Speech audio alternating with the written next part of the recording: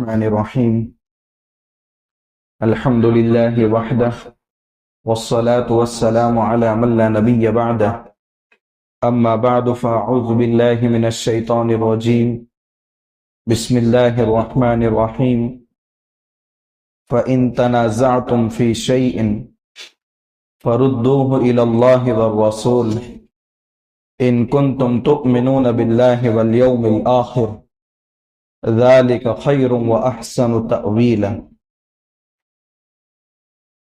وقال النبي صلى الله عليه وسلم إن الله لا يقبض العلم انتزاعا ينتزعه من الناس ولكن يقبض العلم بقبض العلماء حتى إذا لم يترك عالما اتخذ الناس رؤوسا جهالا فسئلوا فأفتوا بغير علم فضلوا وأضلوا رواه الترمذي واللفظ له وأخرجه البخاري والمسلم رحمهم الله تعالى صدق الله مولانا العظيم وصدق رسوله النبي الكريم ونحن على ذلك لمن الشاهدين والشاکرین والذاکرین والحمد للہ رب العالمین۔ قرآن کریم کی سورہ نساء کی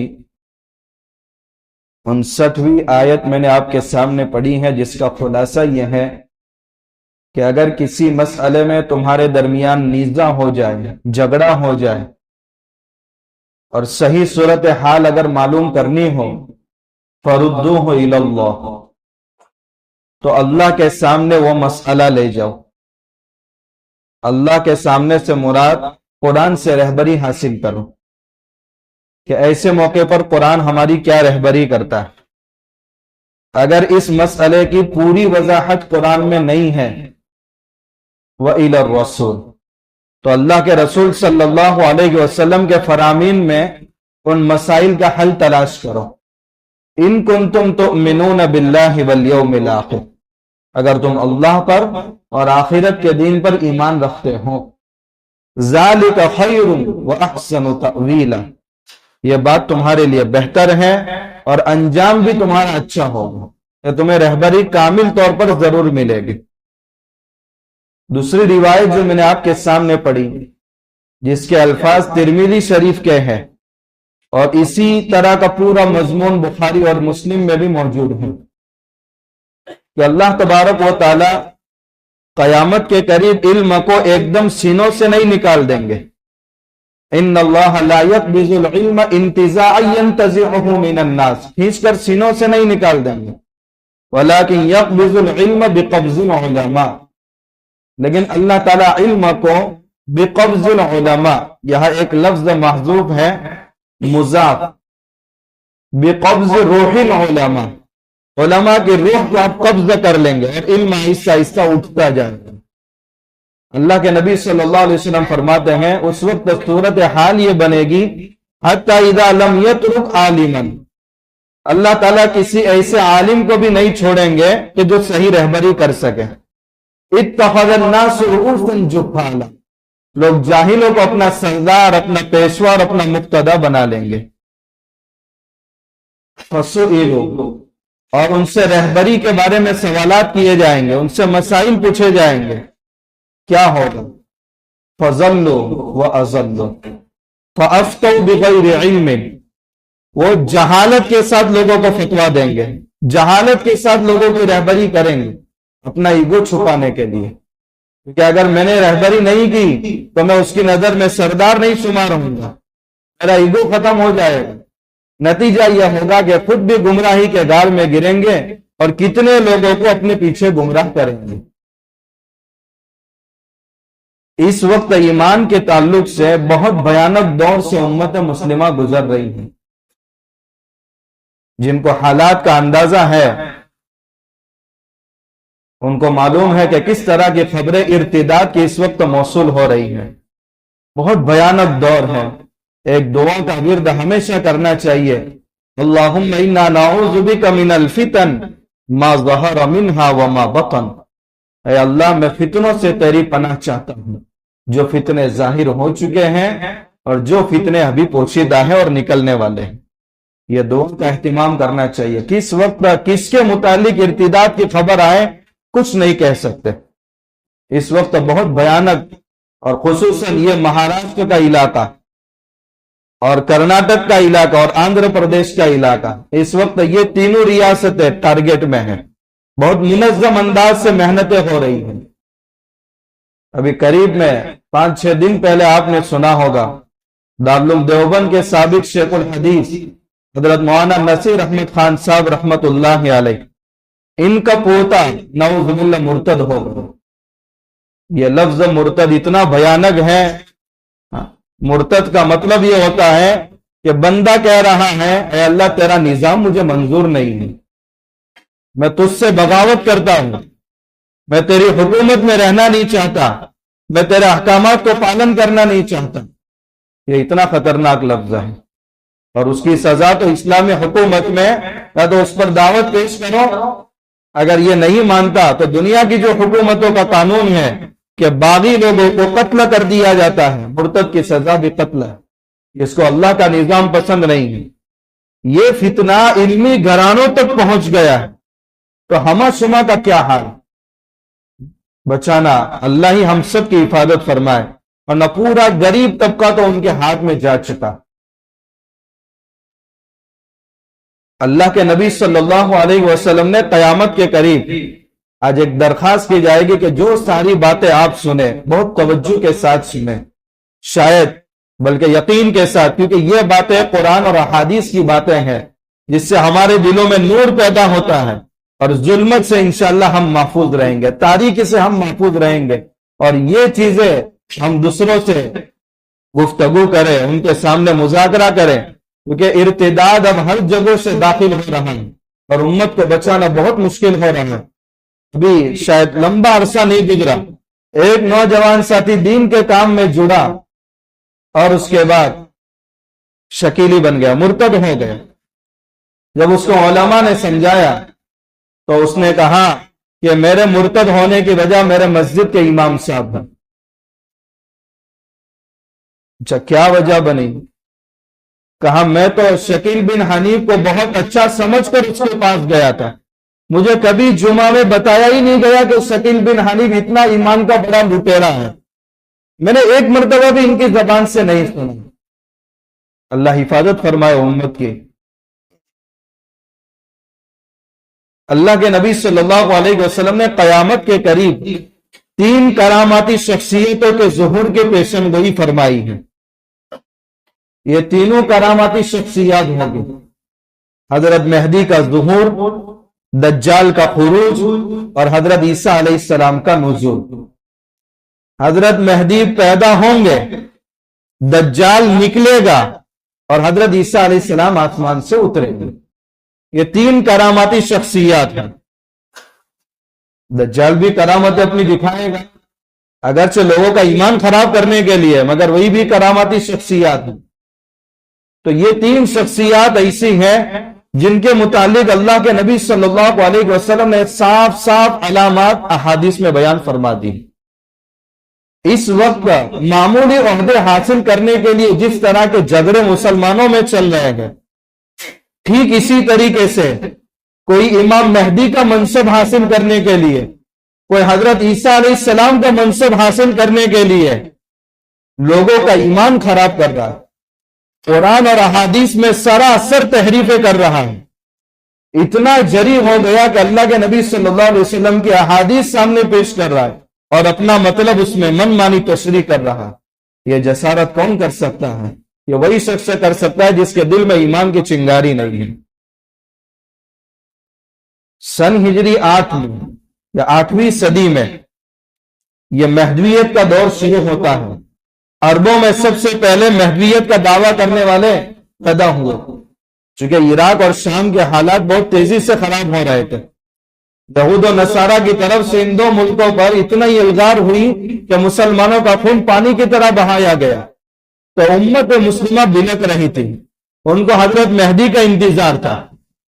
تو کوئی بھی شیعوں میں سے فٹیچر پیدا ہوتا تھا اور دعویٰ کرتا تھا انا المہدی، میں حضرت مہدی ہوں۔ عراق اور ایران میں ان کے فتنے کو ختم کرنے کے لیے ان کی گورنمنٹ نے جن کو جیلوں میں ڈال دیا گیا تھا ان کی تعداد 6000 تھی جنہوں نے حضرت مہدی کا دعویٰ کیا تھا، اور یہ سب شیعوں میں سے تھے۔ ہمارے بر صغیر میں 10ویں صدی میں سب سے پہلے حضرت مہدی کا دعویٰ کرنے والا سید محمد جون پوری تھا، جس نے سب سے پہلے یہ دعویٰ کیا تھا کہ انا المہدی، اور صحیحانہ زبان اللہ تعالیٰ نے اس کو دی تھی۔ کتنے مسلمانوں نے اس کے ہاتھ اور اپنے ایمان کی دولت کو لٹا دیا تھا، مگر چونکہ احادیث میں صاف شفاف اللہ کے نبی صلی اللہ علیہ وسلم نے نشانیاں بیان فرما دی، تو علماء نے لوگوں کو متوجہ کیا کہ ایک علامت اس کے اندر نہیں پائی جا رہی ہے، تو پھر اس کا فتنہ زیادہ نہیں پھیلا۔ دوسرے نمبر پر دعویٰ کرنے والا ہے غلام محمد قادیانی۔ اس کا ایک چیلا تھا جو اس کا پہلا نمبر کا خلیفہ تھا، حکیم نور الدین، کشمیر میں۔ حضرت مولانا عبد القادر صاحب رائے پوری رحمت اللہ علیہ فرماتے ہیں کہ جب میں کشمیر گیا، مسمرزم یعنی ساحرانہ انداز سے قرآن کی آیات وہ اس انداز سے پڑھتے ہیں کہ سامنے والا ان کی باتوں میں آ جاتا ہے۔ حضرت فرماتے ہیں وہ لا الہ الا انت سبحانک انی کنت من الظالمین، اس انداز سے میرے سامنے پڑھتا تھا کہ کلیجہ منہ کو آ جائے۔ انسان کے لیے تمیز کرنا مشکل ہو جائے کہ یہ حق ہے یا باطل ہے۔ اگر میں نے بزرگ علماء کی صورتیں نہ دیکھی ہوتی تو میں یقیناً اس کے فتنے میں مبتلا ہو جاتا، اور اللہ نے مجھے حفاظت فرمائی۔ یہ دوسرے نمبر کا غلام محمد قادیانی، جس نے پہلے حضرت مہدی ہونے کا دعویٰ کیا، پھر حضرت عیسیٰ ہونے کا دعویٰ کیا، پھر بیت اللہ ہونے کا دعویٰ کیا، پھر حجر اسود ہونے کا دعویٰ کیا۔ شاید تاریخ کے جتنے جھوٹ اس نے بولے ہیں اور کسی نے نہیں بولے۔ پھر خدا ہونے کا دعویٰ کیا، پھر خدا کی نعوذ باللہ بیوی ہونے کا دعویٰ کیا۔ کیا ان کے دعووں کو امت سمجھتی ہے؟ اندھ بھکت ہر جگہ ہوتے ہیں، یا جہالت کا دور دورہ ہر جگہ ہے، ہر طرف لوگوں کو مل جاتے ہیں ایسے لوگ اور ان کے پیروکار۔ پھر اس کے بعد 20ویں صدی میں ابھی جو چل رہی ہے، اس میں دعویٰ کرنے والا ایک شخص ہے شکیل بن حنیف۔ آپ اس کا مختصر تعارف بھی سنیں، اور اس نے جو دعویٰ کیا ہے اللہ کے نبی صلی اللہ علیہ وسلم کی وہ روایات سنیں، اور پھر اس کا پوسٹ مارٹم بھی کریں گے کہ کیا واقعیتاً وہ حضرت مہدی ہے، کیا وہ واقعیتاً حضرت عیسیٰ ہے۔ وہ دو دعوے ابھی کر رہا ہوں کہ میں کہہ رہا ہے کہ میں حضرت مہدی ہوں، نعوذ باللہ۔ پھر اب آہستہ آہستہ کہہ رہا ہے کہ حضرت عیسیٰ علیہ السلام کی روح میرے اندر منتقل ہو گئی اور میری جان نکل گئی ہے، میری روح تو نکل گئی ہے اور حضرت عیسیٰ علیہ السلام کی روح میرے اندر حلول کر گئی ہے۔ یہ جو شکیل بن حنیف ہے، یہ بہار میں ایک ضلع ہے دربھنگا، وہاں ایک چھوٹا سا قصبہ ہے عثمان پور، وہاں یہ پیدا ہوا۔ غربت کی حالت میں زندگی گزار رہا تھا، معیشت کے لیے اس نے انگریزی زبان بھی سیکھی، مگر اب قصبے معاش کے لیے کوئی اچھی سٹی درکار تھی، تو وہ سب سے پہلے دہلی میں آیا، اور دہلی میں ایک محلہ تھا نبی کریم، اس محلے کے اندر وہ رہنے لگا۔ اس نے ہارڈویئر کی دکان کھولی، اس کے بعد ایک مسجد کی جماعت کے ساتھ وہ جڑا، اور آہستہ آہستہ اندر گھل ملتا گیا، اور پھر معیشت کے اعتبار سے وہ تھوڑا مضبوط ہونے لگا۔ تو اب کسی ماورائی طاقت کے اشارے پر اس نے لوگوں کے ذہن خراب کرنا شروع کیے۔ وہاں کے جو حساس ساتھی تھے انہوں نے علماء سے رابطہ کیا، علماء نے اس سے کہا کہ تو حضرت مہدی ہونے کا دعویٰ کر رہا ہے تو ایک دلیل ہمارے سامنے پیش کر۔ مگر کیا دلیل پیش کرتا، وہ تو جاہل تھا، تو وہ ادھر ادھر بھاگنے لگا۔ اس کی ایک مرتبہ بہت سخت پٹائی بھی ہوئی، مگر کہنے لگا کہ میں ذہنی اعتبار سے معاف ہو چکا ہوں، اس لیے میں ایسی باتیں کہہ رہا ہوں، اپنی باتوں سے رجوع کرتا ہوں۔ پھر اس کو چھوڑ دیا گیا کہ شاید ذہنی توازن برقرار نہیں ہے، اس لیے ایسی بہکی بہکی باتیں کر رہا ہے۔ اس محلے سے اس کو نکال دیا گیا۔ پھر اس نے دوسرا محلہ اختیار کیا، لکشمی نگر، وہاں بھی ایسے لوگوں سے اس نے جڑ کر کے پھر کہا کہ میں بہت زیادہ غریب ہوں، تو ایک صاحب نے اس کو اپنے مکان میں پناہ دی۔ اس نے کئی لوگوں کو اپنے ہاتھ پر لیا، اور پھر اس کے بعد حضرت مہدی ہونے کا دعویٰ کیا۔ پھر علماء کی ایک مسجد کے اندر میٹنگ ہوئی اور ارادہ یہ کیا کہ اس کو اب دہلی سے نکال دیا جائے. اس کے سر پر استورا پھیر کر کے اس کا حلق کر دیا گیا اور ارادہ کیا گیا کہ اب اس کو بہار جانے والی ٹرین پر روانہ کر دیا جائے. مگر ہوا یہ کہ جب ریلوے اسٹیشن پر جوان چھوڑنے کے لیے گئے تو وہ ٹرین کئی گھنٹہ لیٹ چل رہی تھی. تو اب یہ سب انتظار نہیں کر سکے اور اس کو اسٹیشن پر چھوڑ کر واپس آ گئے. مگر یہ مصیبت بجائے اس کے کہ پارسل روانہ ہو جاتا دوبارہ دہلی واپس آ گئے. لیکن جب اس نے دیکھا کہ یہاں تک پوری زمین میری مخالفت میں نظر آ رہی ہے، اس کے بعد اس نے ارادہ کیا کہ اب میں دہلی چھوڑ دیتا ہوں. اس نے دہلی چھوڑ دیا اور اس کے بعد مہاراشٹر میں آیا. مہاراشٹر میں اورنگ آباد میں ایک چھوٹا سا علاقہ ہے جس کا نام ہے، شاید آپ لوگ زیادہ واقف ہوں گے، پڈے گاؤں ہے، ایک چھوٹا سا قصبہ ہے. وہاں اس کو پشت پناہی میں کسی نے ایک بڑی زمین اس کے نام پر الٹ کی اور اس نے بہت سارے مکانات وہاں بنائے اور اس کے بعد اپنا جال پھیلانا شروع کیا. غریب بستیوں میں کام کرنا اس نے شروع کیا اور جو غربت کے مارے افلاس زدہ مسلمان تھے یا اس کے ہاتھ پر جو بیعت کر لیتے تھے اور اس کو شکیل بن حنیف مہدی مان لیتے تھے، حالات سے بچانے کے لیے ان کو وہاں پناہ دیتا تھا. اب غریبوں کو کیا چاہیے؟ راشن پانی بجلی مفت ملے اور رہنے کو مکان مل جائے. تو ان سب کو وہاں پناہ دینے لگے اور وہی بیٹھ کر کے اس نے یہ 3 ریاستوں کو، بلکہ اب تو اس کا مسئلہ ملکی لیول کے باہر جا چکا ہے اور بیرونی ممالک تک اس کے اثر بہت پڑ چکے ہیں. شروع میں علماء نے یہ سمجھا کہ اس فتنے کا تذکرہ کرنا اس کو بڑھاوا دینے کے مترادف ہے، مگر اب یہ فتنے کا تذکرہ اور اس کے تلا کما کے لیے سب سے زیادہ دارالعلوم دیوبند متحرک ہے.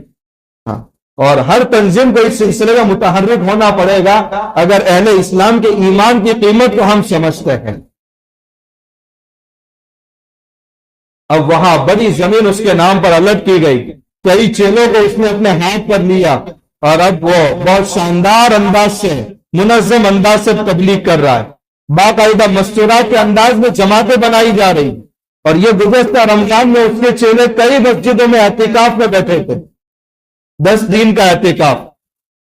اور پائجامہ دیکھیں گے تو آپ ٹخنوں سے اتنا اوپر کہ آدھی پنڈلی تک، سامنے کی جیب میں مسواک لٹکا ہوا ہے، پہلی صف میں نماز پڑھ رہے ہیں، تہجد گزار ہے. ایمان کے لٹیرے کن حالات میں آئے ہیں، اللہ حفاظت فرمائے. کتنی مسجدوں میں، آپ بمبئی میں دیکھیں گے کتنی مسجدوں میں یہ لوگ کام کر رہے ہیں. اس فتنے کو سمجھنا مشکل ہو گیا. اللہ امت کی حفاظت فرمائے. ان کا سب سے پہلا حربہ یہ ہوتا ہے کہ امت کو علماء سے دور کر دو. یہ شکیل بن حنیف کا سب سے پہلا اصول، جو بھی اس سے ملتا ہے اس سے کہا جاتا ہے اب علماء سے ربطہ ختم کرو. کیوں ربطہ ختم کرو؟ وجہ اس کی یہ ہے وہ ایسے شوشے چھوڑتا ہے کہ حضرت مہدی کے تعلق سے اللہ کے نبی صلی اللہ علیہ وسلم نے احادیث میں جو پیشن گوئیاں بیان فرمائی ہے یہ اتنی پیچیدہ ہے کہ علماء اس کو سمجھ نہیں سکتے. میں اس کو سمجھ رہا ہوں اور میں تمہیں سمجھا رہا ہوں. ظاہر سی بات ہے اگر یہ نوجوان علماء سے جڑیں گے تو حقیقت واضح ہو جائے گی. بہت اللہ خوب جزائے خیر دے پوری امت کی طرف سے ان علماء کو جو کھل کر کے سامنے آئے ہیں. ان میں ایک بڑا نام مفتی اسعد قاسمی سنبھلی دامت برکاتہم ہے، جنہوں نے تو بمبئی کے اندر جمعیت المفتیین، مفتیوں کا ایک پورا گروپ بنایا اور ایک زبردست کتاب لکھی ہے حضرت نے، امام مہدی کی شخصیت اور حقیقت، اور اس کو چیلنج دیا ہے تو اگر اپنے دعوے میں سچا ہے تو آ کر مجھ سے مناظرہ کر، آ کر مجھ سے مباحثہ کر، آ کر مجھ سے مباہلہ کر، اور تو جو جگہ طے کرے میں آنے کے لیے تیار ہوں. مگر اس نے سب سے پہلا اصول یہ اپنایا کہ علماء سے باقاعدہ رابطہ ختم کر دو تاکہ صحیح علامات مہدی امت کے سامنے نہ آ سکے اور میں جو شگوفے چھوڑتا رہوں عام سادہ لوگ نوجوان وہ تسلیم کرتے رہے. دوسرا حربہ یہ اپنایا کہ وہ تہ کھانے میں چھپا رہتا ہے، ظاہر نہیں ہوتا، کسی سے ملاقات نہیں کرتا، حتیٰ کہ جو اس کے نمائندوں کے ہاتھ پر بیعت کر رہے ہیں ان کی بھی ملاقات حضرت مہدی سے نہیں ہو پا رہی ہے. تڑپ رہے نوجوان کہ کون ہے ہمارے مہدی جن کے لیے ہمیں بیعت لی جا رہی ہے، مگر ملاقات نہیں ہو پا رہی، وہ ایسے تہہ خانے میں چھپا ہے اور پوری پولیس اس کا سپورٹ کر رہی ہے، حکومت پورا اس کا سپورٹ کر رہی ہے۔ ایسے دور میں اللہ کے نبی صلی اللہ علیہ وسلم نے ایک روایت ارشاد فرمائی تھی، جو روایت میں نے خلاصے کے طور پر پڑھی آپ کے سامنے، آپ اس کا اندازہ لگائے کہ اللہ کے نبی صلی اللہ علیہ وسلم اپنی فراست نبوت کے ذریعے قیامت کے قریب کے حالات کو کیسے دیکھ رہے تھے۔ اس نے پہلا جو دعویٰ کیا وہ حضرت مہدی ہونے کا دعویٰ کیا۔ کچھ علامات آپ یاد رکھیں اور پھر اس کے بعد اس کے دعوے کو غور کریں کہ کیا وہ علامات اس کے اندر پائی جا رہی یا نہیں پائی جا رہی۔ اس کا دعویٰ ہے کہ میں حضرت مہدی ہوں۔ اللہ کے نبی صلی اللہ علیہ وسلم نے جو حضرت مہدی کی پیشن گوئی فرمائی تھی، ان کی کیا کیا علامات بیان فرمائی تھی۔ آپ صلی اللہ علیہ وسلم نے فرمایا تھا المہدی من عترتی، حضرت مہدی میرے خاندان سے ہوں گے، هو من ہند فاطمہ، وہ حضرت فاطمہ کے خاندان سے ہوں گے۔ پہلی روایت کا مطلب یہ کہ وہ سید ہوں گے، اور دوسری روایت کا مطلب ہے کہ وہ حسنی خاندان کے ہوں گے۔ پھر اللہ کے نبی صلی اللہ علیہ وسلم نے ان کے چہرے کے متعلق بھی فرمایا کہ وہ باوجاہت ہوں گے، باروب چہرہ ہوگا، حضرت مہدی فربا ہوں گے، بہت خوبصورت ہوں گے، داڑھی گھنی ہوگی۔ تیسری علامت اللہ کے نبی صلی اللہ علیہ وسلم نے فرمائی یواتی اسمہ اسمی و اسم ابیہ اسم ابی، ان کا نام میرے نام کے بالکل سیم ہوگا۔ مواتات عربی کا ورڈ ہے، اس کا مطلب ہوتا ہے سیم ان کا نام وہی ہوگا جو میرا نام ہے، ان کے والد کا نام بھی سیم وہی ہوگا جو میرے والد کا نام ہے۔ اب یہ علامات آپ دیکھیں، پہلی علامت کہ حضرت مہدی سید خاندان سے ہوں گے۔ یہ شکیل بن حنیف کون سے خاندان سے ہیں؟ جب اس کے سامنے علماء یہ علامت بیان کرتے ہیں تو وہ اس کی تعویل یہ کرتا ہے کہ اس وقت اہل عجم کا نسب محفوظ نہیں ہے، لہذا اس حدیث سے کوئی بحث نہیں کریں گے۔ اہل عجم یعنی ہم لوگ، ہمارا نسب محفوظ نہیں ہے۔ اب کوئی بھی صرف پر دادا تک نام دکھا سکتا ہے، آگے تک ہمارے عجم کے نام محفوظ نہیں ہے، لیکن کچھ نام واقعیتاً اہل عجم میں ایسے بھی محفوظ ہیں جو واقعیتاً سید خاندان سے ہیں، اور ان کا شجرہ نسب اللہ کے نبی صلی اللہ علیہ وسلم تک ملتا ہے۔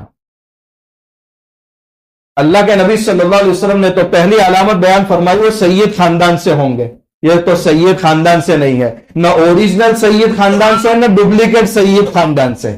دوسری علامت اللہ کے نبی صلی اللہ علیہ وسلم نے فرمائی وہ حسنی خاندان سے ہوں گے۔ یہ سید بھی نہیں تو حسنی خاندان سے کیسے ہو سکتا ہے۔ تیسری علامت اللہ کے نبی صلی اللہ علیہ وسلم نے بیان فرمائی کہ حضرت مہدی کا نام محمد ہوگا، ان کے والد کا نام عبداللہ ہوگا، اور اس کا نام ہے شکیل اور اس کے والد کا نام ہے حنیف۔ جب اس کے والد دہلی کے اندر اس کو ملنے کے لیے آئے تو اس کے قریبی دوستوں نے بتایا کہ اس نے اپنے والد کو گالیاں دی، دھکے دے کر اپنے گھر سے نکال دیا۔ حضرت مفتی اسعد قاسمی سنبلی دامت برکاتہم نے لکھا ہے کہ اس کے دوستوں نے بتایا اس کے والد کی بد دعا کے نتیجے میں وہ ایمان سے محروم ہو گیا۔ والدین کی بد دعا اتنی خطرناک ہوتی ہے کہ اس کا نتیجہ ہے کہ آج وہ اپنے ایمان کو بھی بچا نہیں سکا اور کتنے لوگوں کے ایمان کا لوٹیرا بن گیا۔ اس کا نام ہے شکیل بن حنیف۔ جب یہ علامت اس کے سامنے رکھی جاتی ہے کہ تو حضرت مہدی ہونے کا دعویٰ کرتا ہے تو تیرا نام تو شکیل بن حنیف ہے، محمد بن عبداللہ تو ہے نہیں، تو اس نے کہا کہ نام کا محمد سے شروع ہونا ہی کافی ہو جاتا ہے، لہذا میرا نام محمد شکیل ہے۔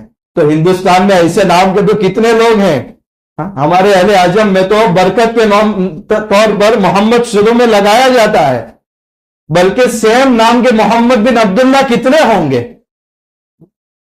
تو حضرت مہدی کتنے لوگ پیدا ہو جائیں گے۔ چل تیرا نام مان لیا کہ محمد شکیل ہے، لیکن تیرے باپ کا نام تو حنیف ہے، تو اس نے کیا تعویل کی ہے۔ دیکھیں ایسے نوجوانوں کو کس طریقے سے ورگلایا جاتا ہے۔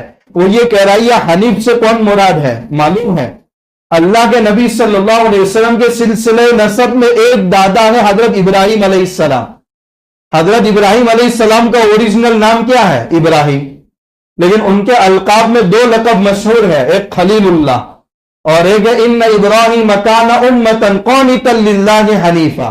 حضرت ابراہیم علیہ السلام باطل چیزوں سے یکسو ہونے والے تھے، تو ان کا ایک لقب ذکر کیا گیا حنیف۔ تو یہ اللہ کے نبی صلی اللہ علیہ وسلم نے جو بیان فرمایا کہ حضرت مہدی کے والد کا نام میری والد کا نام کے مطابق ہوگا، وہ حقیقی والد مراد نہیں ہے، بلکہ آپ کے داداؤں میں حضرت ابراہیم کا جو لقب حنیف ہے وہی میرے والد کا نام ہے حنیف، لہذا اب میں حضرت مہدی ہوں۔ اگر اللہ کے نبی صلی اللہ علیہ وسلم سے لے کر 2100 سال پہلے جو حضرت ابراہیم علیہ السلام گزرے ہیں، ان کے لقب کے نام پر تو اگر مہدی بن سکتا ہے، تو کسی کے والد کا نام یا کسی کے دادا کا نام حضور کے والد کے نام یا دادا کے نام کے مطابق ہوگا تو وہ حضرت مہدی بننے کا لائق تو تجھ سے زیادہ ہے۔ تو اس علامت کی روشنی میں بھی وہ جھوٹا ثابت ہوتا ہے۔ اللہ کے نبی صلی اللہ علیہ وسلم نے ایک اور علامت بیان فرمائی کہ حضرت مہدی چہرے کے اعتبار سے بہت زیادہ خوبصورت ہوں گے، باوجاہت ہوں گے کہ لوگ حضرت مہدی کو دیکھیں گے، اتنے جاذب نظر ہوں گے کہ لوگ دیکھتے ہی رہ جائیں گے، اور یہ تو رنگ کا بہت پکا ہے اور اس کا چہرہ بھی بہت چھوٹا ہے۔ علماء نے تحقیق کی تو یہاں تک تحقیق کی ہے کہ اب باقاعدہ میک اپ کا اہتمام کیا جاتا ہے تاکہ لوگوں کا اٹریکشن بڑھے، لیکن پھر بھی معاملہ قابو میں نہیں آ رہا ہے۔ اس کے بعد ایک اور علامت اللہ کے نبی صلی اللہ علیہ وسلم نے بیان فرمائی، ہوا من اہل المدینہ رجل من اہل المدینہ، کہ حضرت مہدی مدینہ میں پیدا ہوں گے۔ 14 صدیاں گزر گئی، تمام علماء کا اس بات پر اس حدیث میں اتفاق ہے کہ مدینہ سے مراد اللہ کے نبی صلی اللہ علیہ وسلم کا دار الہجرت ہے، جہاں اللہ کے نبی صلی اللہ علیہ وسلم کا روضہ مبارک ہے، وہ مدینہ مراد ہے۔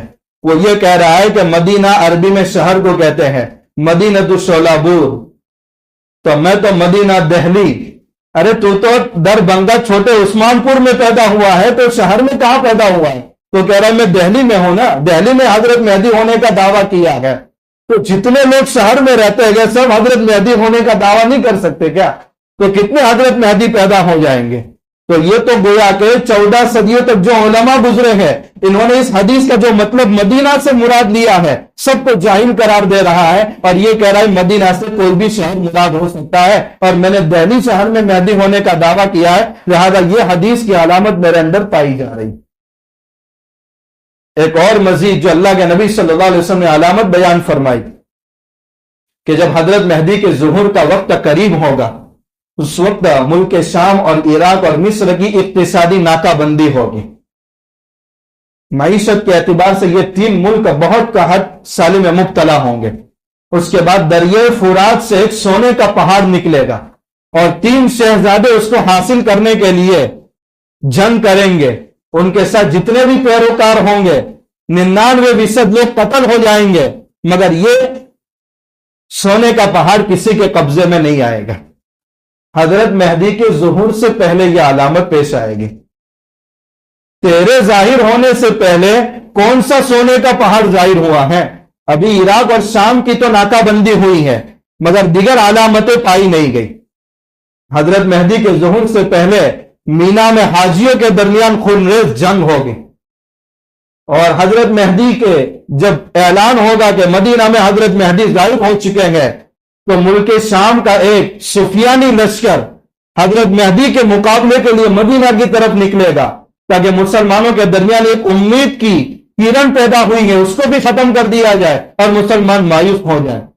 تو اللہ تبارک و تعالیٰ کی طرف سے ایک معجزے کے طور پر جب یہ سفیانی لشکر کا پہلا حصہ مدینہ کی طرف بڑھے گا تو مقام بیضا کے قریب اس کو زمین میں دھسا دیا جائے گا، اور دوسرے لشکر کا مقابلہ حضرت مہدی کی جماعت کے ساتھ ہوگا، مگر حضرت مہدی کی جماعت فاتح ہوگی اور اس انداز کے مسلمانوں کو فتح نصیب ہوگی جیسے غزوہ بدر میں مسلمانوں کو فتح نصیب ہوئی تھی۔ اس کی بد دعا سے کون سا لشکر زمین میں دھسا ہے؟ ایک آدمی بھی اس کی بد دعا سے مرا نہیں ہے، اور مینا میں ایسی جنگ تو پیش نہیں آئی کہ حاجیوں کے درمیان خونریز جنگ لڑائی ہوئی ہو۔ تو ملک شام اور عراق کا ناکہ بندی تو ہوئی ہے مگر دوسری علامتیں پائی نہیں گئی، اور نہ ایسا سونے کا پہاڑ آج تک دریافت ہوا ہے کہ 3 شہزادوں کی جنگ ہوئی ہے۔ واقعتاً اس نے ایسی تعبیر یہاں تعویل کی ہے، زبان پر لانا میں بے وقوفی سمجھتا ہوں، آپ ہنسیں گے لیکن وہ لانا مجھے ہی خود مناسب نہیں لگ رہا ہے۔ ایک اور علامت اللہ کے نبی صلی اللہ علیہ وسلم نے بیان فرمائی کہ حضرت مہدی جب آئیں گے اس دنیا میں ان کے 6 یا 7 سال کے بعد، علی اختلاف الروایات، ابو داؤد کی روایت میں 6 سال کا تذکرہ ہے کہ حضرت مہدی کے آنے کے 6 سال کے بعد दज्जाल निकलेगा या 7 साल के बाद दज्जाल निकलेगा।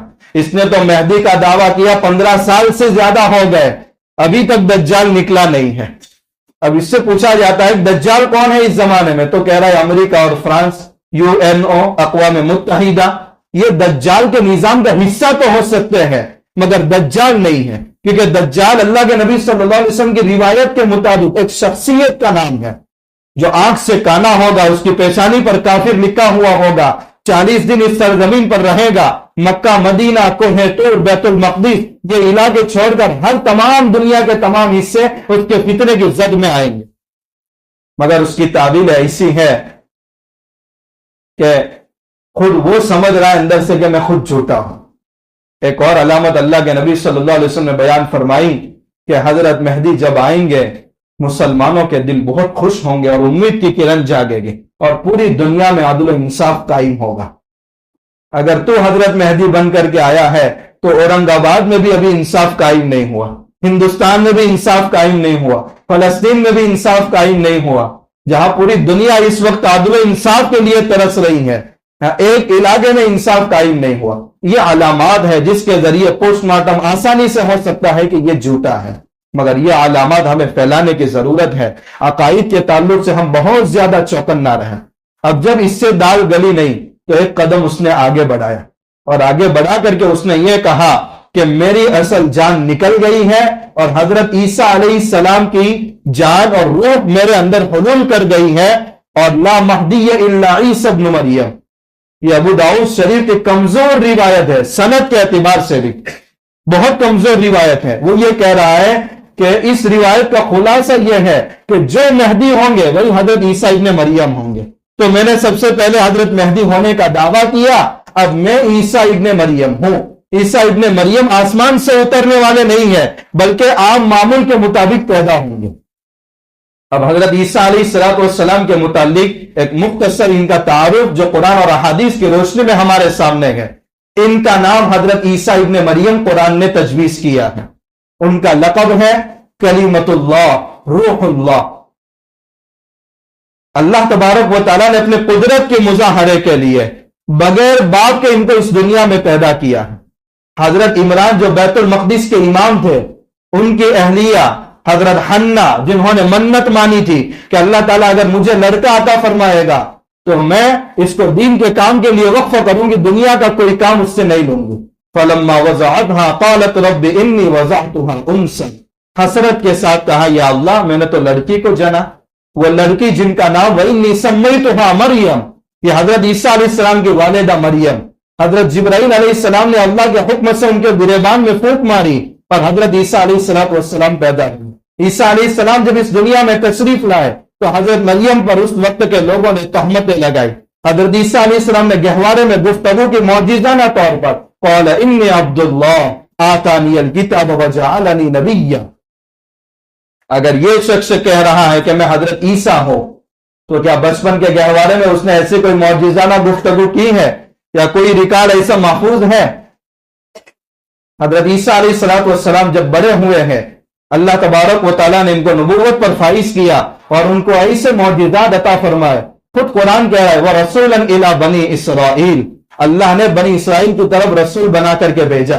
अन्नी क़द जिअतुकुम बिआयतिन मिन रब्बिकुम, हजरत ईसा अलैहिस्सलाम फरमाते हैं मैं तुम्हारे पास मौजिज़ा लेकर के आया हूं। क्या मौजिज़ा? कुरान की उस आयत का खुलासा यह है कि मैं मिट्टी का परिंदा बनाता हूं, अल्लाह के हुक्म से फूंक मारता हूं, वो जिंदा होकर के उड़ जाती है। वह उबरिउल अकमह वल अबरस, जो मां के पेट से नाबीना पैदा होता है, अल्लाह के हुक्म से आंखों पर हाथ फेर लेता हूं, वो बीना हो जाता है। कोई कोड़ी के मर्ज में मुब्तला है, उसके बदन पर हाथ फेर लेता हूं, वो तंदुरुस्त हो जाता है। वह उहयिल मौता बिइज़्निल्लाह, कब्र में सोए हुए मुर्दों को मैं अल्लाह के हुक्म से जिंदा कर देता हूं। एक मुर्दा भी जिंदा हुआ है इससे, एक कोड़े का मर्द भी शिफायाब हुआ है उससे, एक नाबीना शख्स भी बीना बना है। कौन से मिट्टी के परिंदे ऐसे बनाए कि उसने चिड़िया बना करके उड़ाया हो। वह उनब्बिउकुम बिमा ताकुलून व मा तदखिरून फी बुयूतिकुम, तुम आइंदा कल क्या खाओगे और अपने घरों में किन चीजों का जखीरा करोगे, मौजिज़ाना तौर पर मैं उसको भी बता देता हूं। फिर हजरत ईसा अलैहिस्सलाम जब दावत लेकर के उम्मत के सामने आए تو یہودی آپ کے حاسد بن گئے اور سولی پر چڑھانے کا انہوں نے فیصلہ کیا، اللہ تعالیٰ نے ان کو آسمان پر اٹھا لیا۔ اب حضرت عیسیٰ علیہ السلام جب قیامت کے قریب حضرت مہدی کے 7 سال کے بعد جب دجال کا خروج ہوگا اور پوری دنیا میں فتنہ مچائے گا، اس وقت اس فتنے کو ختم کرنے کے لیے حضرت عیسیٰ علیہ السلام آسمان سے اتریں گے۔ مسلمان فجر کی نماز حضرت مہدی کے پیچھے دمشق کی جامع مسجد میں ادا کرنے کی پوری تیاری ہو چکی ہوگی، اذان بھی کہی جا چکی ہوگی، اقامت بھی کہی جا چکی ہوگی۔ حضرت مہدی تکبیر تحریمہ کہنے کے قریب ہوں گے اور بشارت ملے گی کہ سفید مینارے پر دمشق کی جامع مسجد میں حضرت عیسیٰ علیہ السلام 2 فرشتوں کے سہارے تشریف لا چکے ہیں۔ ایک سیڑھی لگائی جائے گی، حضرت عیسیٰ علیہ السلام مسجد کے اندر داخل ہوں گے، بال اتنے ملائم ہوں گے کہ اپنا چہرہ اس طرح ہلائیں گے تو پانی کے قطرات گریں گے، گویا موتیوں کے قطرات گر رہے ہیں، گویا ابھی غسل خانے سے غسل کر کے آ رہے ہیں۔ حضرت مہدی کہیں گے آج آپ امت کی امامت فرمائے۔ حضرت عیسیٰ علیہ السلام انکار کر دیں گے اور حضرت مہدی کی ابتدا میں پہلی فجر کی نماز پڑھیں گے۔ جب فجر کی نماز پڑھ کر کے صحن میں سب جمع ہوں گے اور دروازہ کھلے گا تو دجال کا لشکر مقابلے کے لیے تیار ہوگا۔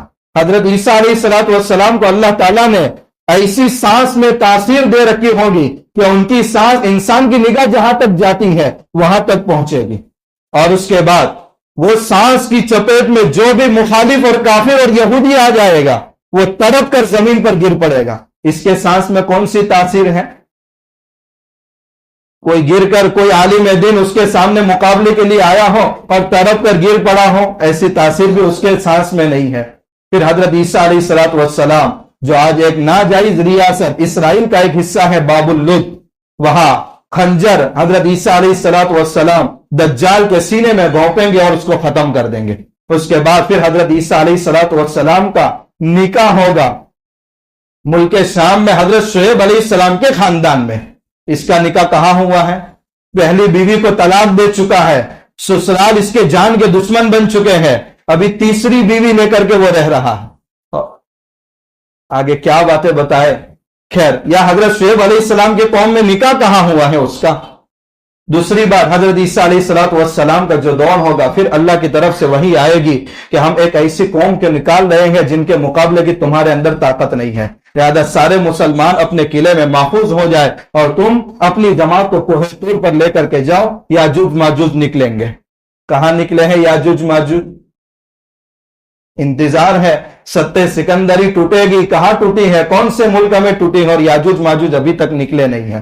پھر وہ حضرت عیسیٰ علیہ السلام بد دعا کریں گے، اللہ تعالیٰ یاجوج ماجوج کو ختم کر دیں گے، پوری زمین ان کی لاشوں سے پٹ جائے گی، مگر اللہ تعالیٰ بڑے بڑے پرندے ایسے بھیجیں گے جو ان کو اٹھا کر کے سمندروں میں ڈال دیں گے اور اس کے بعد زمین صاف شفاف ہو جائے گی، برکت کا دور ظاہر ہو جائے گا، سونے چاندے کی کانیں برآمد ہوگی، مگر انسان 2 رکعت نفل پڑھنے کو افضل سمجھے گا اور اس کو لات مارے گا۔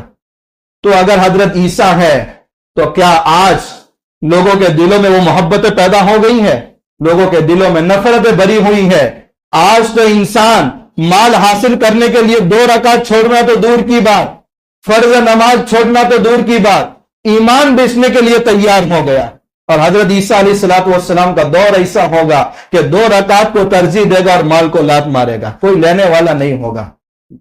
ایسے ایسے یہ کرامتی شخصیات جن کی علامت یاد رکھے، کہ شکیل بن حنیف جن کے بارے میں تذکرہ ہو رہا ہے، اللہ اس فتنے سے پورے امت مسلمہ کی حفاظت فرمائے۔ میں نے کھل کر کے کہا کہ یہ ریاست کرناٹکا اور آندھرا پردیش، یہ 3 ریاستیں بہت زیادہ حالات میں ہیں۔ دنیاوی اعتبار سے، عصری اعتبار سے ہم اگرچہ سمجھدار ہیں، مگر دینی اعتبار سے ہمارے دیہاتوں میں ایسی جہالت پھیلی ہوئی ہے اور غربت پھیلی ہوئی ہے جس کی وجہ سے بہت آسانی سے لوگ اس کے ہاتھ میں آ رہے ہیں۔ شکیلی بہت زیادہ محنت کر رہے ہیں، بہت سارے مسلمان ایسے ہیں جو ہاسپٹلوں میں ایڈمٹ ہے، بل پے کرنے کے لیے ان کے پاس پیسے نہیں ہے، یہ لوگ ایک فارم لے کر کے پہنچ جاتے ہیں، وہ فارم کے شروع میں لکھا ہوا ہوتا ہے جماعت احمدیہ، یہ قادیانی کی طرف سے ایک جماعت ہے، اسی کی ایک چھوٹی ونگ ہے، اور وہ فارم پور کراتے ہیں، اس میں جو نیچے سگنیچر کی جاتی ہے وہ سگنیچر میں وہ عقائد اختیار کرتا ہے کہ میں اپنے آپ کو جماعت مسلم، جماعت احمدیہ کا ایک فرد شامل کرتا ہوں۔ پہلے اپنے ایمان کو بیچتا ہے، اس کے بعد ان کا تعاون حاصل کرتا ہے۔ اللہ تعالیٰ اس پورے فتنے سے پوری امت مسلمہ کی حفاظت فرمائے، اور اللہ تعالیٰ علماء کو کھل کر کے وقت کی صحیح رہبری کرنے کی توفیق عطا فرمائے، جہالت کا دور اللہ تعالیٰ ختم فرمائے، اور امت کو اللہ تعالیٰ علماء سے جڑنے کی توفیق عطا فرمائے۔